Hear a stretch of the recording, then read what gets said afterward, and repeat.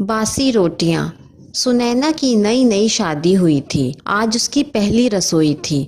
सभी मेहमानों को उसके हाथ का बना खाना बहुत पसंद आया। अपनी तारीफ सुनकर वह खुश हो रही थी कि सास की आवाज सुनकर चौंक गई। बहू, आज का जो भी शगुन तुम्हें मिला है वो मुझे दे दो। सुनैना ने सोचा शायद संभाल के रखेंगी और दे दिया।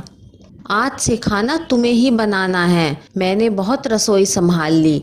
अब मैं रसोई घर में नहीं आऊंगी। सास ने फरमान सुनाया। अब रोज सुनैना ही खाना बनाती और खाने के बाद अगर रोटियां बच जाती तो उसे सास के ताने सुनने पड़ते और दूसरे दिन बासी रोटियां भी खानी पड़ती। ऊपर से नियम यह कि घर के मर्द बासी रोटी नहीं खाएंगे और अगर 4 रोटियां बची हैं तो सास 1 लेगी और बहू 3। सुनैना ने हमेशा माँ के हाथ की गर्मा गर्म रोटियां ही खाई थीं, तो सास की बची रोटी उसके गले से ना उतरती।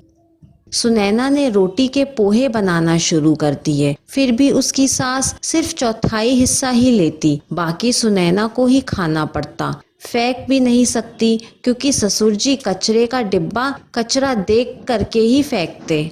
एक दिन सुनैना के द्वारा फेंकी गई रोटियों को लेकर बवाल हो चुका था, सो अब ये चारा भी नहीं बचा।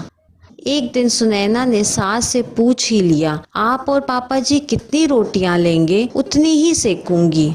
सास गुस्से से लाल हो गई। अब तू हमें गिनकर रोटियां खिलाएगी। बेचारी सुनैना ने उस दिन के बाद से हिम्मत ही नहीं की पूछने की। सुनैना की सास 1 महीने के लिए अपनी बेटी के घर गई हुई थी। सुनैना खुश थी कि कम से कम 1 महीना अब उसकी रोटियों पर कोई नजर नहीं रखेगा। पर ये क्या, सबके खाने के बाद ससुर जी डिब्बा देखते कि कितनी रोटियां बची हैं।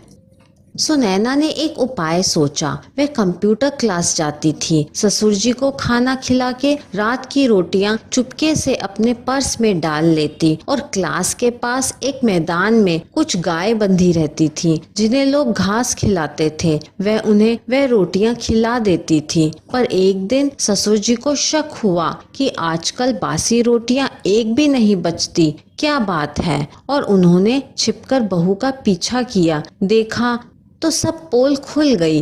अब सुनैना की यह तरकीब भी काम न आई तो भोली भाली सुनैना ने निकाला अपना एक ट्रॉली बैग और उसने बासी रोटियां उस बैग में छिपा दी और उसे अपने रूम के बेड के पीछे खड़ा रख दिया।